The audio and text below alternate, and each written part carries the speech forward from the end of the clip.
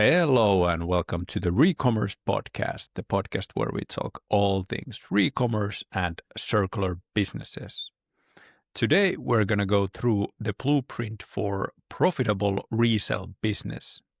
We're going to go through operations, inventory, sales, marketing, and financials in general. And like always, I'm joined by Tuomo Laine, the CEO and co-founder of Twice Commerce. Welcome. Thank you, Karri. Excited for today's topic. Absolutely. Let's start by going through all the different parts that actually affect the profitability of a resale business. Yeah, the common sense definition of profitability is, of course, making more money than you spend. So there's kind of two big elements that people usually look into. How much did I pay for the item? And then what was the price that I sold it for? That gives you a good overview to the profitability, but there are other costs that need to be taken into account also. So in resales, it's not only about buying stuff and selling them forwards. There are costs related to inspection, grading, potential repairing or refurbishing of the product, or just holding on to that stock. So kind of the warehousing cost of holding to that product. So I think it would make sense for us today to go through some of those more maybe interesting cost bases than just purely the purchase price. So these are in practice essentially the intake engine. So what are the costs of taking in the product, and kind of what are the costs regarding to serialization, so kind of creating the entity for that product, listing it, marketing it, and then finally selling it. Sounds good. So let's get started with the intake engine. Yeah, so the intake engine is essentially the heartbeat of your operation. It defines how fast you accept new items to your inventory and how do you inspect and grade them as part of that process. So it kind of defines the speed in which you're able to take in supply, and the engine is a big part in defining how granularly you can define things like the grade or the price points of the products, and whether you're able to kind of inspect products in a detail where you can say that this is exactly that make and model and manufacturing year, or whether you have to be a little bit more vague, which usually means that you have less pricing power than later on. And a big part of that intake engine usually is the time that is needed for an employee or staff member to do all of those tasks. You can do some of that with AI nowadays, but there's probably always a bit of a human element involved to it. Someone needs to be there to snap the photo of the item, or someone needs to be there to kind of extend the AI's assessment a bit further to actually find that edge in your business. So one big metric for that intake engine is how much time does an individual need to spend when looking at an item until that item has been registered into your stock as a serialized item with descriptions and pictures and conditions and grades marked down. And then the other question is that after all of those have been done, is that item immediately available to be listed to your sales channels, or does it still have to wait and go through some hoops and loops before being able to be listed? So how much time do you need to spend in each item, and how well that process defines that item is a crucial part of the so-called intake engine. Absolutely. And that's probably something that some might not even think as a cost if they have, like, let's say, an employee that they are paying something. If it takes 10 minutes, 5 minutes, or 2 minutes of that person time to register one item, it's quite a big difference when you actually start to calculate how much costs are related to this item. And this is, of course, something that when the volumes increase is something that is even more important for your business. Yeah, and definitely it also relates to the value of the items that you kind of take in, kind of what kind of items are you looking for in the first place. So if you're reselling very low value items, your intake engine needs to be faster and faster and faster, which means that you need technologies like AI or other solutions to kind of allow an individual to be able to take in rather tens or hundreds of items in an hour than a few items. If you're buying in items that are valued in hundreds or even thousands of dollars, then you probably want to take a little bit fewer items and make sure that you have a very well-tuned inspection and grading process, because there's money to be made in each percentage of improvement that you can have in your intake engine. But I think it's fair to say that if you're dealing with, let's say, items that are valued in tens of dollars, and then if your intake engine can take in, let's say, 3 items or 4 items per individual per hour, you're likely in a place where it's very hard to make it into a very profitable business.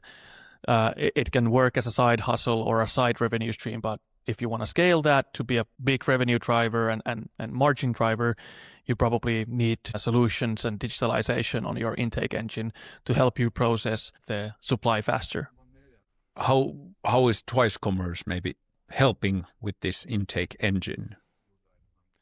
So there are a few critical things that we've enabled. So first of all, we have very robust APIs. So if you have for example, a product return form or any form in your website that is customer facing, you can connect that already to Twice, meaning that when a customer registers a product return or a trade-in process, you can turn that already to be a kind of a pre-registered item in Twice, which allows your employees to not spend time marking information down, but rather just validating whether that information is true.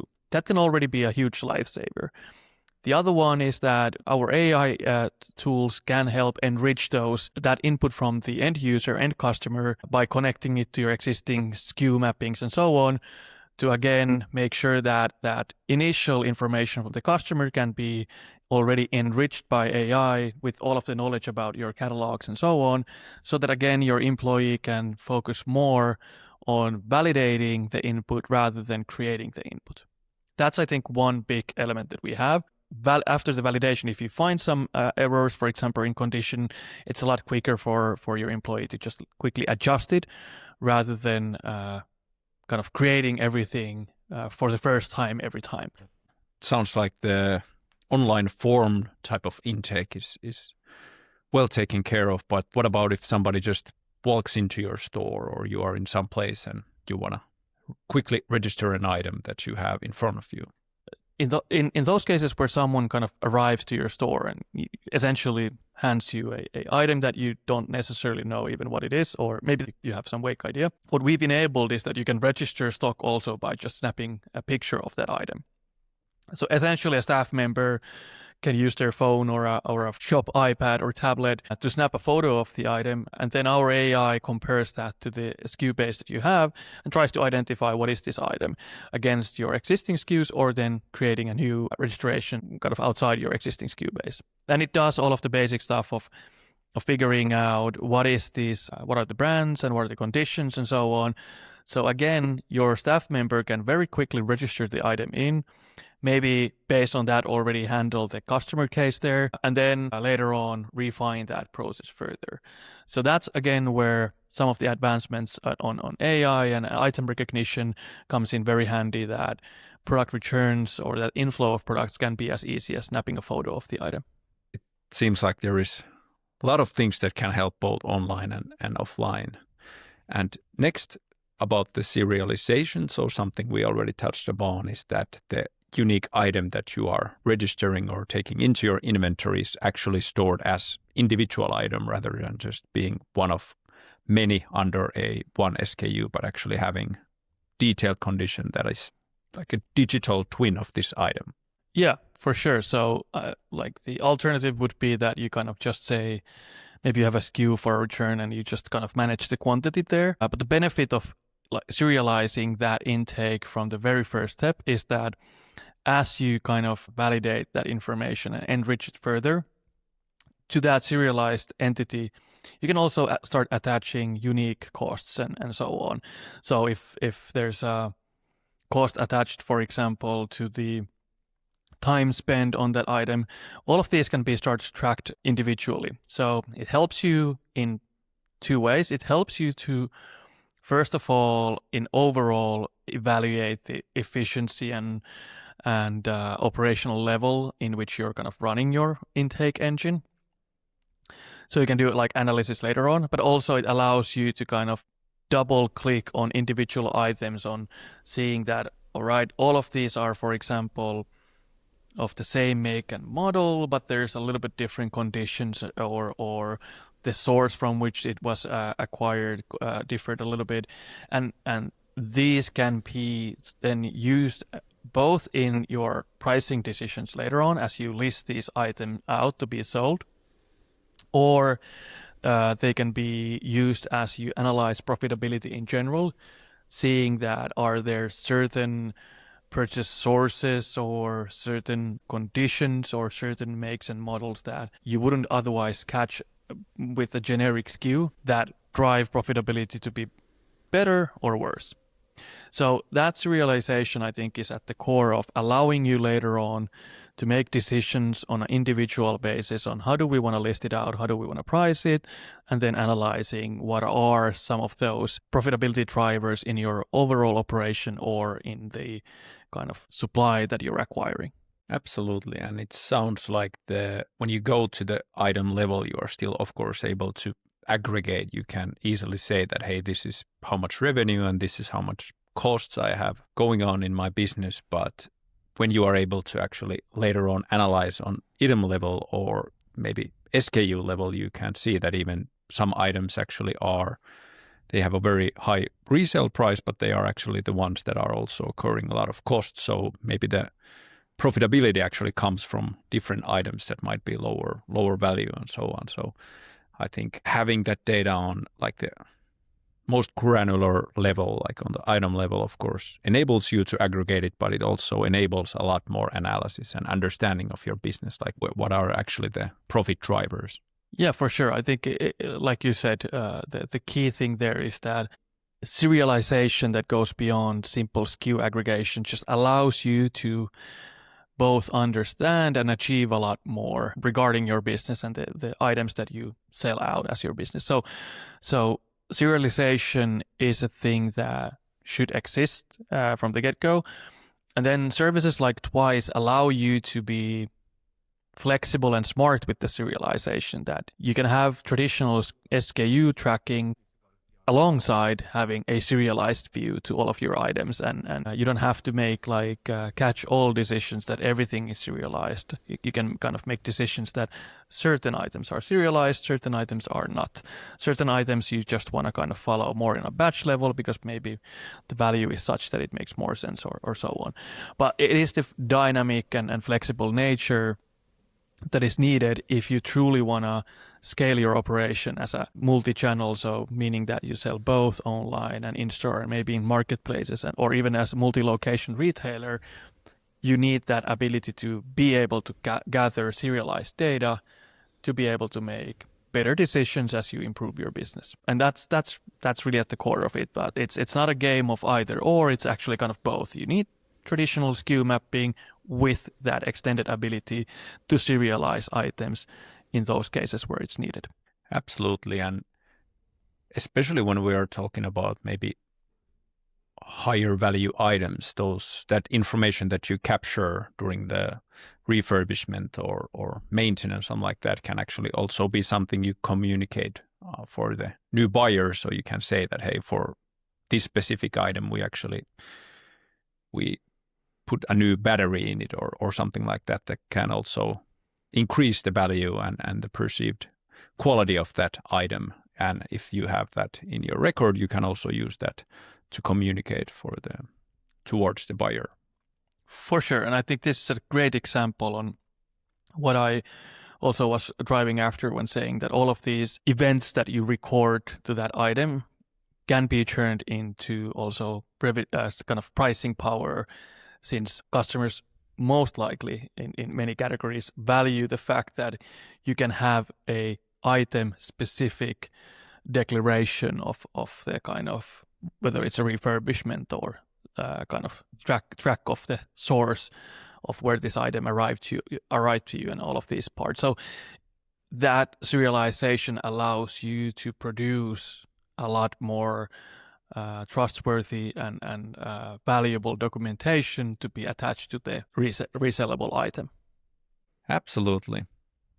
Next, we can move into the sales and marketing aspect. So now we have intake engine that's working efficiently. You are getting unique items into your inventory. And next, it's about turning these into listings and then making sure that they are available for purchase. And of course, this can happen online, offline, maybe in your own online store or marketplaces. And maybe some cases you actually have it in multiple sales channels at the same time. But in this world, I guess it's even more important that you have the availability and everything under control, and there is one source of truth for this.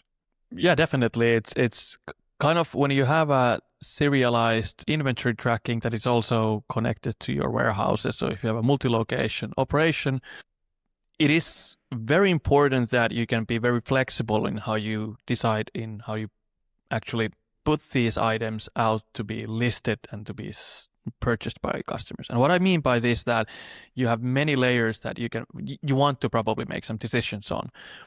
I think the simplest to understand decisions are like, okay, in which channels do I want to sell this item?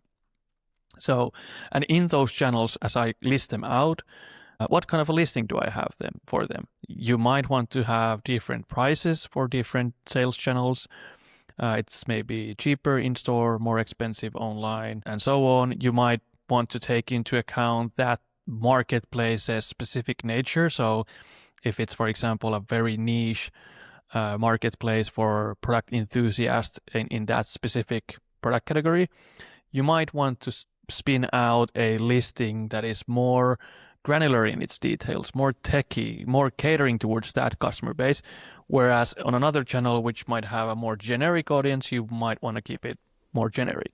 So it can be these kind of decisions that you want the flexibility that this one item that I'm selling, I want to be able to list it in multiple channels, but I want the listing information and the product details to be a bit different based on the channel. So this is one of the examples that can make sense. Then there might be that out of the whole stock that you have, some items you don't want to list in specific channels, maybe due to the channel economics, that you would lose too much money in logistics, or you would be paying too much commission for this specific item in that channel, so it wouldn't make sense. And this can be even channels that you own yourself, that if you have, for example, clothes that cost maybe $10 as a resellable thing, if you're running like a secondhand shop, you don't necessarily want to sell them online because purely the logistics costs might eat your margin. But it doesn't mean that you wouldn't necessarily want to make them visible in your online store. So you might want to publish that, hey, I have this item, but for this specific listing, you have to come to the store and buy it. So there are a lot of these kind of omni-channel related decisions that you want to control. But behind all of this, you still have only one, like in this case, you would have one item that you're looking to sell. You're just trying to optimize the right prices, right information, right way to sell it based on the channels that you have in use. So this is where the value of that flexibility of having a one single source of truth when it comes to inventory, but then being able to spin out a lot of listings across your channels in a feasible way. And I think one thing that you might have touched upon, but once the kind of availability of these listings are based and connected all the way to your actual stock, it is kind of first come, first serve thing. So if someone is then, whatever the channel is, whoever buys that item first, it automatically is removed from availability, thus it's removed from the channels if they have this real-time availability connected. But this is again one of the benefits that you can have. Twice has a single source of truth with your stock items, with all of the needed data there. We make it very easy to spin out multiple listings pointing to that one item, but that source of truth is still your inventory. So when that item is sold and committed to a customer, it automatically then is set out of stock for the other channels. And this works for resales, and it works also for bookings. But in this case, we're talking about resale business. So it is one of the kind of key values that I think we bring to the table here. Sounds good. And you touched upon an interesting aspect of having online store or online presence even if you don't sell there. So if you have like a brick and mortar resale, fashion, secondhand fashion store or something like that, you probably want to highlight what you actually have there and then maybe drive people into your store. So that can be, let's say, an Instagram post just highlighting that, hey, look at these cool things we have available. And maybe the next version of that is that then you have like link in your bio to the online store where they can reserve it. And of course, if it makes sense for you, then you can also enable like online shipping from the online purchases. But I think it's a very interesting idea that you have your inventory or your listings available and they can be both marketing assets, not just basically sales assets for you. Yeah, 100%. So, for example, if I would be running a resale operation, depending on the product category, but let's have, for example, just a secondhand shop or a thrift shop. I would likely set it up so that to avoid some of the hassle regarding shipping, I would probably do so that I have my inventory tracked in a system like Twice. I spin out the listings. I have an online store where my customers can go and browse all of my offering and availabilities in a very traditional e-commerce way. They can filter by price, models, and see. I can arrange my items to collections. It's a very nice, modern online store experience. I would go a bit further what you said there. I wouldn't just allow them only to reserve items. I would allow them to buy them online, but with the fulfillment option of they need to come to the store or like click and collect experience so they can buy it already online to be 100% sure that they have it. I will pick it up in my store, put it aside, but the actual fulfillment will happen so that customer needs to arrive to my store.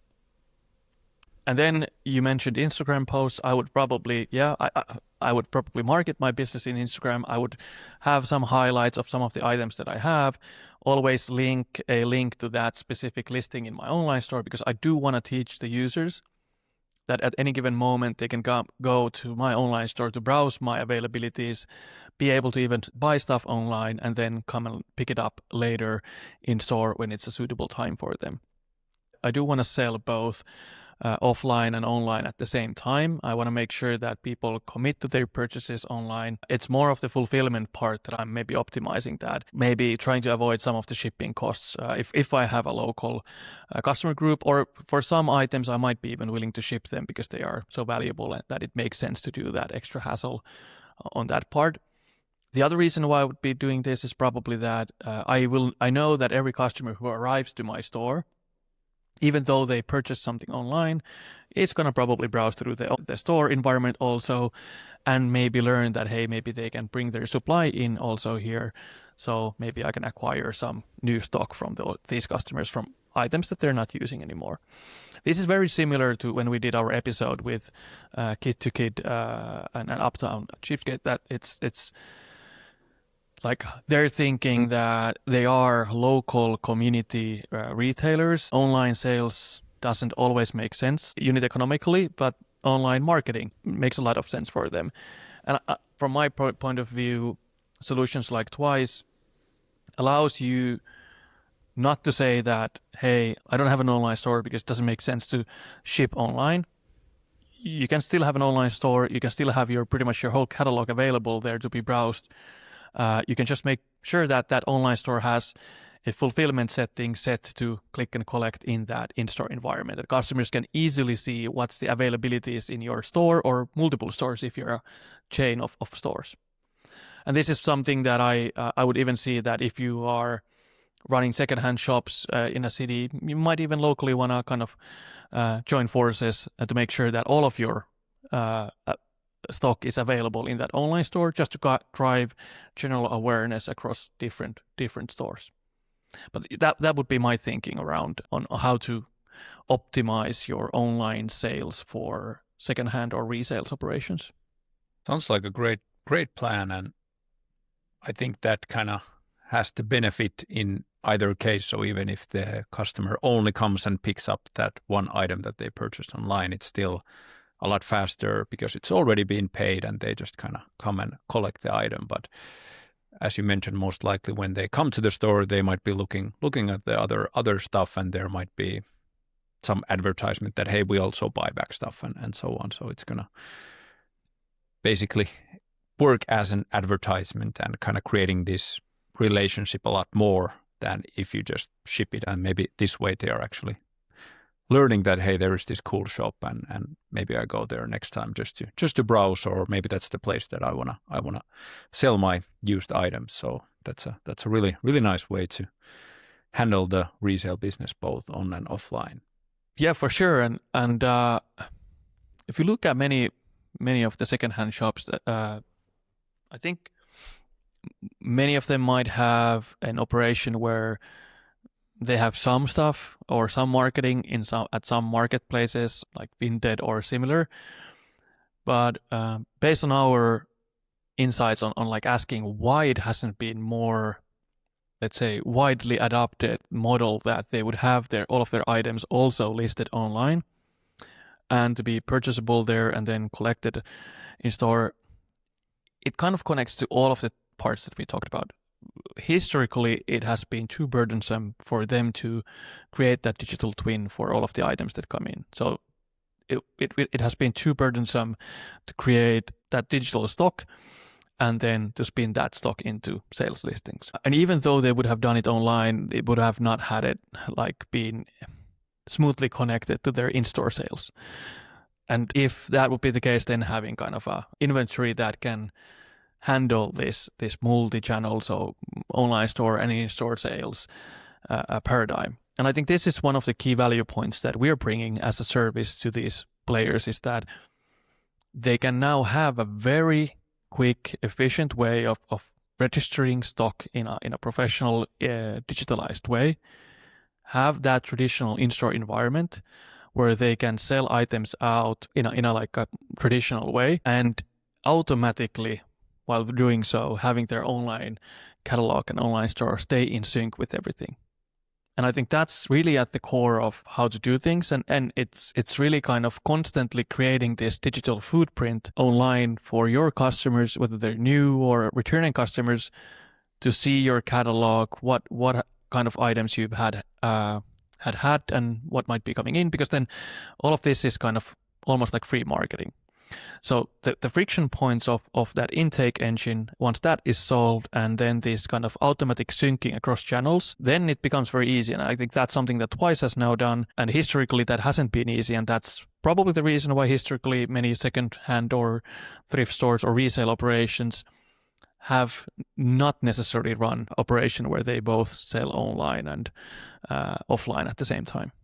That makes sense. And it's true if I look at a lot of the secondhand resale shops that I've been visiting in my hometown, Helsinki, or abroad, it's usually very much offline, and they might have some type of presence in Instagram or some listing somewhere. But yeah, it's very true that most of them don't actually have like online store or even online catalog where you can browse and see what they have available in wider terms. So yeah, makes sense, and great to hear if Twice has pretty much solved this and helping in each of these steps.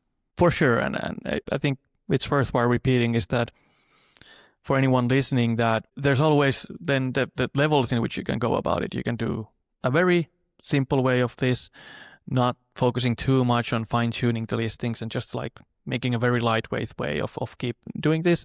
Or you can go very granular if that's your thing. So you can have like very descriptive listings and multiple pictures per listing and so on. So anyone who's listening and is considering this, it's good to understand that you don't have to go like deep and immediately. You can do like the first step can just be that you have one picture, for example, or even no picture per item and some high-level description text and so on, and maybe just use the defaults that the AI generates. You can always fine-tune your operation to be more precise as you go. So just to kind of put it out there that it's very valuable, and you can do it in various different levels of depthness and complexity that suits you and your operation. So it can be very simple and easy as you kind of want it to be. Absolutely. And I think there is huge benefit of just having very simple listings with one image. And then if you see that it's working, and then you can try to improve it and see if that has an effect on it. So absolutely. And great to hear it's easy and lightweight to start, and it kind of almost comes automatically if you are using twice only for your offline store. You can just easily also say that, hey, this is also available in my online store. So that sounds really good. But let's move on to the last step in our blueprint, which is about the circular flywheel and what kind of effect that can have to your LTV. And one aspect is absolutely just lowering the acquisition cost. For example, of course, new buyers, but also getting new inventory supply into your business. Yeah, so I think the key thing is that if you have a customer who's already buying a pre-loved, refurbished secondhand item, it's very likely that they're also a potential customer for bringing in some new supply for you. So you should be thinking on how do you build this flywheel of inviting supply from your existing customers to your store. Of course, it can be simple messaging things like making sure that in your order confirmations and general messaging and receipts, you might say that, hey, we buy or accept in new item or kind of items in these categories. Or you might want to bake it into your initial sales value proposition also. So let's say if you're selling a valuable design handbag, or if you're selling a valuable electronics item, you might say that, hey, we have a 6 to 12 month guarantee buyback on this. So if you buy it for $2,000, we guarantee to you that after 12 months, we buy it back from you for $800. So that's another way of kind of giving someone the guarantee that, first of all, they can always bring it back, and if it's in certain condition or some other criteria that you defined, they can get some money back and they can look to upgrade to a new model or similar. This is something that, has been done in some car financing companies, provide you already with a guarantee buyback price for your car at the end of the financing, which makes it a very nice deal. And I think the same model works for many pre-loved, refurbished item categories. And that flywheel effect then provides you a certain visibility and ease of supply planning then. Absolutely. And I remember this one company who is selling like refurbished iPhones. I'm not sure if it was 5 or 6 times, but because they are tracking everything individually and they're using the serial number, they actually saw that the same item came back to the system 5 or 6 times. So the profitability of that item is actually really good, because all of the buybacks, they didn't have to do any marketing or anything like that to get the attention of the current owner, but because it was the same person who bought it, they also sell it when they want to upgrade their phone. They are basically able to just utilize the same item and maybe do some refurbishment and keep on selling that. And then it's more about actually just purchasing and reselling it with a profit, rather than spending a lot of money to try to acquire that supply. For sure. It's about kind of building a brand and what does your brand stand for. And if you're able to build a brand that does not only stand for selling good as new refurbished items, but it also stands for being the solution for your old stuff, it is a very good brand position to have. And I think that's something that many players in the resale and ReCommerce market want to have.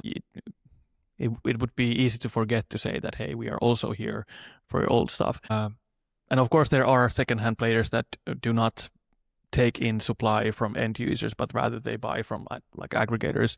But in principle, I would say that it's always good to kind of highlight that last or first, however you want to kind of think about it, part of the flywheel of inviting the supply into your business. Absolutely. But I think we covered all of them, and maybe good idea just to go through of them again. So first we went through the intake engine, or the intake speed, and how much that actually affects the profitability of your business if you're able to take stuff in and you have all the operations in order to inspect it and maybe do some refurbishment on it and so on. And then it's all about actually capturing every item in serialized, unique way. So every stock item has its own history, condition, costs, and all of this. And then it's about selling, marketing, multiple ways to do it, multiple sales channels. But here it's super important that the source of truth for those items is the inventory. So if it's sold on one channel, it needs to be out of reach on the other channels. So there are not any unhappy customers who are purchasing something that you don't simply have anymore. And then it's all about creating these loops or these flywheels where you are able to acquire the supply cheaper without actually needing to spend money on acquiring or the marketing cost to acquire more. And of course, when you have good relationship with somebody who purchased something from you and they know they can trust you, they are more likely coming and actually purchasing more from you again.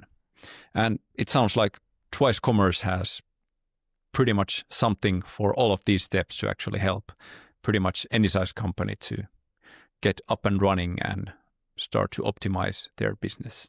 For sure, that's the mission we are on, and on which we kind of improve continuously. So any resale business, I'm pretty sure that we can help you in all of the steps, or at least part of those, and in that way make your business a lot more profitable and often more fun exercise to run. Absolutely. All right. Thank you as always, Tuomo, for sharing your knowledge. Thank you, Karri. Thanks for listening to the ReCommerce podcast. This podcast is produced by me, Karri Hiekkanen. You can find us on Apple, Spotify, YouTube, or wherever you like to listen to podcasts. If you like it, please remember to share and leave us a review on Apple Podcast or like and subscribe on YouTube. See you next time.